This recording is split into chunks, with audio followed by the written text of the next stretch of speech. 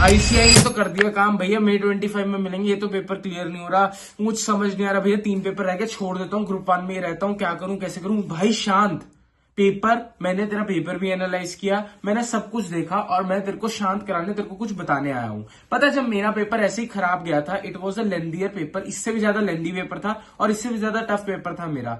But जब मैं आके रोया था ना अपने घर पे, तब मेरे मम्मी ने यही चीज कहा था, जो भी हो गया उसको भूल जाओ और आगे वाले पेपर पे ध्यान दो। And I ended up getting an exemption in that paper. क्योंकि जब पेपर टफ होता है, जब पूरे इंडिया को पता है पेपर टफ है, तब आईसीआई का एक छोटा सा सीक्रेट है जो तेरे को कोई नहीं बता रहा, मैं बताता हूं मेरी जान। वो चेकिंग तेरी बहुत आसान कर देता है और तेरे को बहुत ज्यादा नंबर मिल जाते हैं। हाय, माय नेम इज वंश एंड वेलकम बैक टू वंश के विचार। ये वीडियो मुझे अर्जेंसी में आके रिकॉर्ड करना पड़ रहा है क्योंकि I can see many faces like कि भैया समझ ही नहीं आ रहा हुआ क्या है पेपर। भाई देखो, मैंने पेपर एनालाइज किया, paper was a bit more lengthier and paper ऐसा नहीं कहूंगा मैं टफर साइड पे था, it was just lengthy. And जिसको अपने कंसेप्ट अच्छे से आते हैं वो चीज कर लेगा। और अगर मैं कंपैरिजन करूं ना, तो टैक्स का पेपर पिछले अटेम्प्ट का वॉज मोर टफर, सितंबर वाला वॉज टफर, ये वाला इतना मुझे टफ नहीं लगा।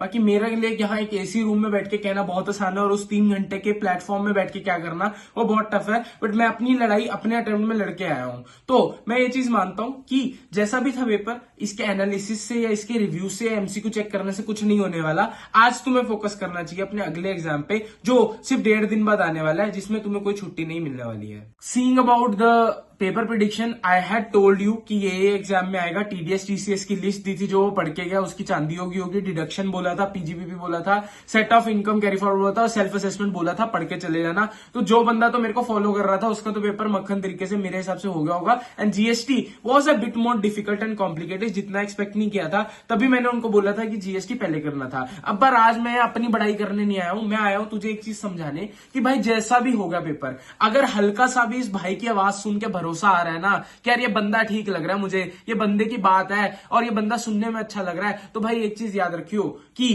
तेरा पेपर पास हो जाएगा, ये मेरी गारंटी है। बट तभी पास होगा जब तू एक पॉजिटिव एटीट्यूड लाके अपने आगे पे फोकस करेगा। अगर तू 70, 80, 90, 100 इन किसी भी ब्रैकेट में तू पेपर लिख के आया है, इतने का तू पेपर लिख के आया है, तो there are high chances you will get 40+ marks and बाकी एग्रीगेट तेरा ग्रुप 2 संभाल सकता है। अगर तुम्हें हल्का सा भी ये डाउट है कि यार भैया मैंने अटेम्प्ट तो किया इतने नंबर का, बट मेरे को श्योरिटी नहीं है मेरे आंसर्स ठीक है कि नहीं, कि 40 नंबर भी बन जाएंगे। भाई ये ऐसा इसलिए होता है क्योंकि जो टैक्स के क्वेश्चन होते हैं वो बिल्कुल नए होते हैं और नई फिगर्स के साथ होते हैं, तो उनके जो आंसर्स होते हैं ना वो देखे नहीं होते और ऐसा फेमिलियर नहीं लगते। और कभी कभार तो पॉइंटों में या बड़ी अनइवन सी भी फिगर्स आ जाती है टैक्स के आंसर्स में। बट जनरली वो क्या होता है, वो आंसर्स ठीक होते हैं क्योंकि ऐसे जानबूझ के ऐसे क्वेश्चन देता है कि तुम्हारा दिमाग पजल हो और तुम थोड़े शॉक में रहो। तो इस चीज की टेंशन ना लो कि भैया अटेम्प्ट तो करके आए हैं बट श्योरिटी नहीं है। बट अगर तुम्हारे कंसेप्ट क्लियर थे तो डेफिनेटली वो श्योरिटी अपने आप आ जाएगी। बट आज इस चीज का प्रेशर लेके तू अपने आगे के पेपर ना खराब कर, क्योंकि अभी असली जंग भी बाकी है। इंस्टीट्यूट की जो पास परसेंटेज अगर तुम पिछले ट्रेंड्स में देखोगे वो ग्रुप 2 में ज्यादा होती है और ग्रुप 1 में कम होती है। तो इसका मतलब ये कि ये हमारे पास गोल्डन चांस है कि हम अपनी परसेंटेज को बढ़ा लें पासिंग की, कि हम ग्रुप 2 को दे सके। और अगर बिल्कुल ही लगता है यार भैया मैं तो पास हो ही नहीं सकता, मेरे से मतलब आप बेट लगा लो मैं पास ही नहीं हो सकता, अगर वो लगता है तो भाई बाकी दोनों तो अच्छे गए होंगे अकाउंट से, लो किसी में तो एग्जामिशन आ सकती है, तो ग्रुप 2 के अटेम्प्ट क्यों छोड़ रहा है यार, तो अटेम्प्ट स्किप करने की क्यों सोच रहा है। May 25 क्यों भाई? When you are giving the attempt, that is your golden attempt and that is what you have to clear your attempt.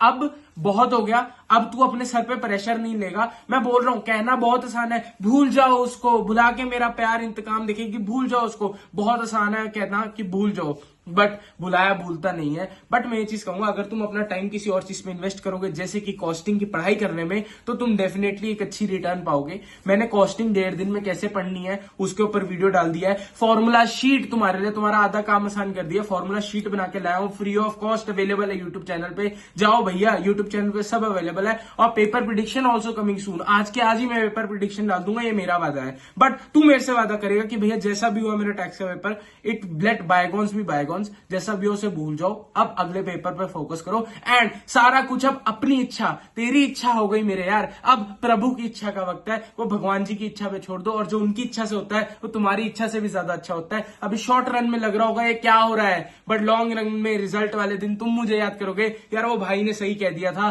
कि जो होगा राम रची राखा, हर हम फोकस करेंगे अपने कॉस्टिंग के पेपर पे। So I want you to hear this message loud and clear, to continue studying for a paper and let's clear this attempt right away and become that CA finalist we all want to, and for all that success whose our parents are waiting for, so let's do with it. Let's start with costing. अच्छा जी, मिलता हूं फिर।